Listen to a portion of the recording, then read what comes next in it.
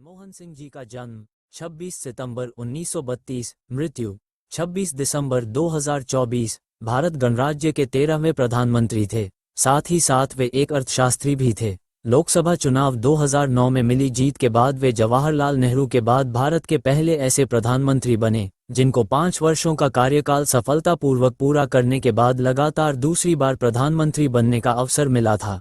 इन्हें 21 जून 1991 से 16 मई 1996 तक पीवी नरसिंह राव के प्रधानमंत्रित्व काल में वित्त मंत्री के रूप में किए गए आर्थिक सुधारों के लिए भी श्रेय दिया जाता है।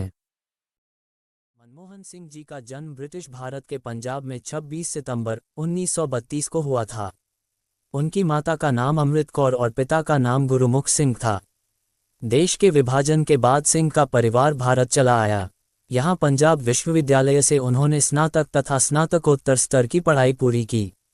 बाद में वे कैम्ब्रिज विश्वविद्यालय गए, जहाँ से उन्होंने पीएचडी की। तत्पश्चात उन्होंने ऑक्सफोर्ड विश्वविद्यालय से डी.फिल भी किया। उनकी पुस्तक India's export trends and prospects for self sustained growth Bharat की अंतर्मुखी व्यापार नीति की पहली और सटीक आलोचना मानी जाती है।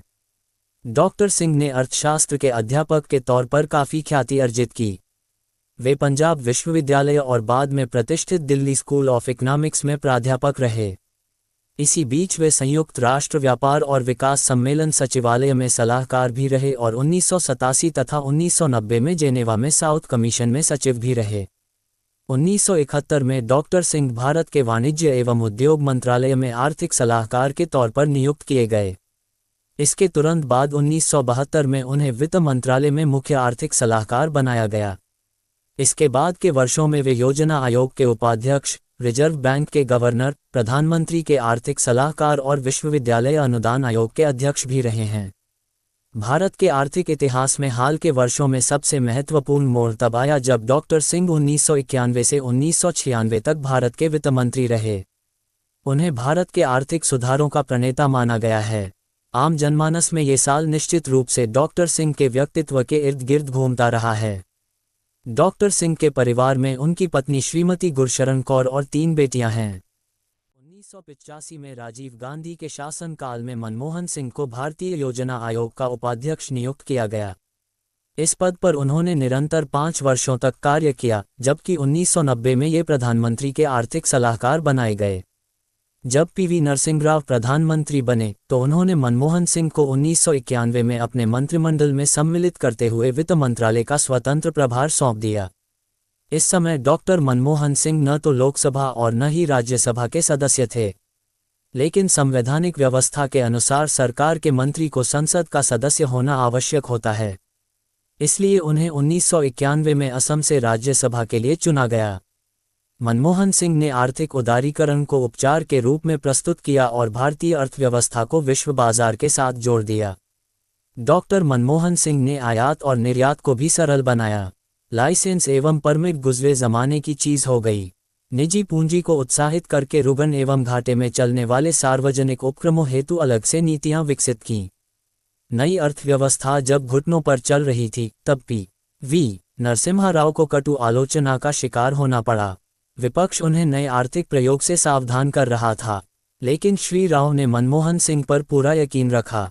मात्र 2 वर्ष बाद ही आलोचकों के मुंह बंद हो गए और उनकी आंखें फैल गईं। उदारीकरण के बेहतरीन परिणाम भारतीय अर्थव्यवस्था में नजर आने लगे थे और इस प्रकार एक गैर राजनीतिज्ञ व्यक्ति जो अर्थशास्त्र का प्रोफेसर था, का भारतीय राजनीति में प्रवेश हुआ ताकि देश की बिगड़ी अर्थव्यवस्था को पटरी पर लाया जा सके।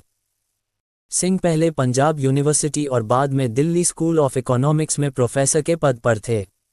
1971 में मनमोहन सिंह जी भारत सरकार की कॉमर्स मिनिस्ट्री में आर्थिक सलाहकार के तौर पर शामिल हुए थे। 1972 में मनमोहन सिंह जी वित्त मंत्रालय में चीफ इकोनॉमिक एडवाइजर बन गए। अन्य जिन पदों पर वह रहे वे हैं वित्त मंत्रालय में सचिव, योजना आयोग के उपाध्यक्ष, भारतीय रिजर्व बैंक के गवर्नर, प्रधानमंत्री के सलाहकार और विश्वविद्यालय अनुदान आयोग के अध्यक्ष। मनमोहन सिंह 1991 से राज्यसभा के सदस्य हैं।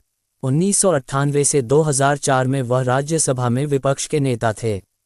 मनमोहन सिंह ने प्रथम बार 72 वर्ष की उम्र में 22 मई 2004 से प्रधानमंत्री का कार्यकाल आरंभ किया, जो अप्रैल 2009 में सफलता के साथ पूर्ण हुआ। इसके पश्चात लोकसभा के चुनाव हुए और भारतीय राष्ट्रीय कांग्रेस की अगुवाई वाला संयुक्त प्रगतिशील गठबंधन पुनः विजयी हुआ और सिंह दोबारा प्रधानमंत्री पद पर आसीन हुए।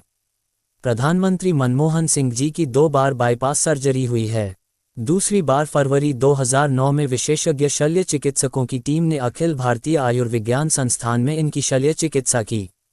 प्रधानमंत्री सिंह ने वित्तमंत्री के रूप में पी चिदंबरम को अर्थव्यवस्था का दायित्व सौंपा था, जिसे उन्होंने कुशलता के साथ निभाया।